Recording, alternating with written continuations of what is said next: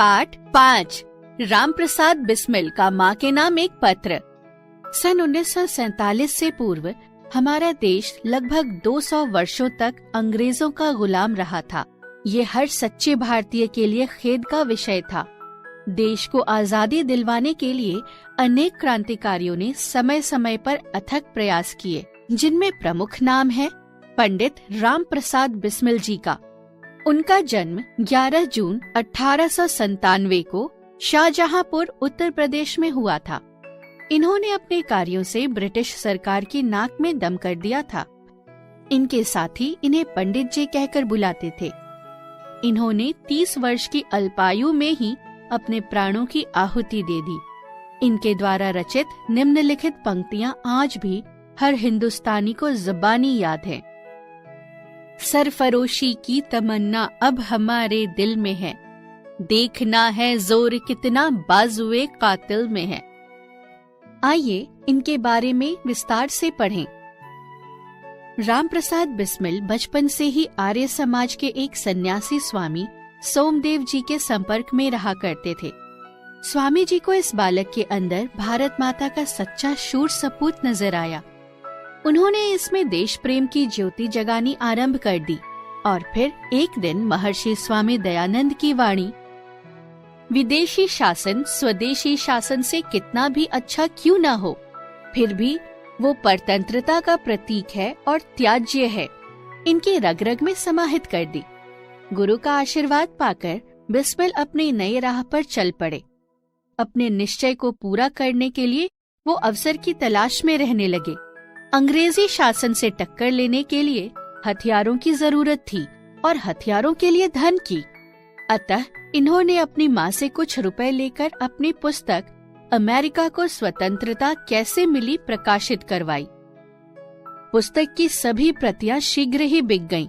मुनाफा भी हुआ, लेकिन इतना नहीं कि इससे हथियारों का जखीरा खरीदा जा सके।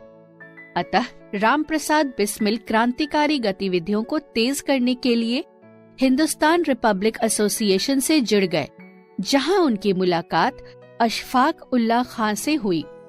अशफाक के हृदय में भी देश को आजाद कराने की टीस थी। दोनों मित्र बन गए। अब इन क्रांतिकारियों का संगठन काफी विस्तृत हो गया था। हथियारों के लिए और अधिक धन की आवश्यकता थी। इसलिए इन्होंने अपने साथियों के साथ मिलकर 9 अगस्त 1927 ईस्वी की रात्रि को काकोरी स्टेशन के पास ट्रेन से सरकारी खजाने को लूट लिया। इसे काकोरी कांड के नाम से भी जाना जाता है। सरकार को हैरत थी कि क्रांतिकारियों का हौसला इतना साहसिक हो सकता है। वो बौखला उठी। चारों ओर धरपकड़ शुरू हो गई। रामप्रसाद बिस्मिल, रोशन सिंह एवं राजेंद्र नाथ लाहिड़ी आदि क्रांतिकारियों को गिरफ्तार करके इन पर मुकदमा चलाया गया। सभी को फांसी की सजा सुना दी गई। 19 दिसंबर 1927 को रामप्रसाद बिस्मिल को गोरखपुर जेल में फांसी दे दी गई। फांसी से पहले जेल में रहते हुए बिस्मिल साहब ने अपनी माता के नाम पत्र लिखा। जन्मदात्री जननी, मुझे तो इस जीवन में तुम्हारा ऋण उतारने का भी अवसर नहीं मिल सका। यदि अनेक जन्मों में भी सारे जीवन प्रयत्न करूं, तो भी तुमसे अऋण नहीं हो सकता। मुझे भली भांति याद है कि तुमने किस प्रकार देववाणी का उपदेश करके मेरा सुधार किया है। तुम्हारी ही कृपा से मैं देश सेवा में जुड़ सका। धार्मिक जीवन में भी तुम्हारे ही प्रोत्साहन ने सहायता दी। मेरी शिक्षा का श्रेय भी तुम्ही को है। जिस मनोहर रूप से तुम मुझे उपदेश देती थीं, उसका स्मरण कर तुम्हारी मंगलमयी मूर्ति का ध्यान आ जाता है और मस्तक झुक जाता है। माँ, तुम्हारी ताड़ना में भी तुम्हारा स्नेह ही निहित था। मेरे धृष्टतापूर्वक उत्तर देने पर भी तुमने प्रेम भरे शब्दों में यही कहा, तुम्हें जो अच्छा लगे वो करो, किंतु ऐसा करना ठीक नहीं, इसका परिणाम अच्छा न होगा। जीवनदात्री, तुमने मुझे जन्म देकर केवल मेरा पालन पोषण ही नहीं किया, आत्मिक, धार्मिक तथा सामाजिक उन्नति में भी तुम सदैव मेरी सहायक रही। ईश्वर मुझे प्रत्येक जन्म में ऐसी ही माता दें। घोर संकट में भी तुमने मुझे धीरज नहीं खोने दिया। सदैव प्रेम भरी वाणी से मुझे सांत्वना देती रही। तुम्हारी दया की छाया में मैंने अपने जीवन में कभी कोई कष्ट अनुभव ना किया। इस संसार में मेरी किसी भी भोग विलास तथा ऐश्वर्य की इच्छा नहीं, केवल एक इच्छा है।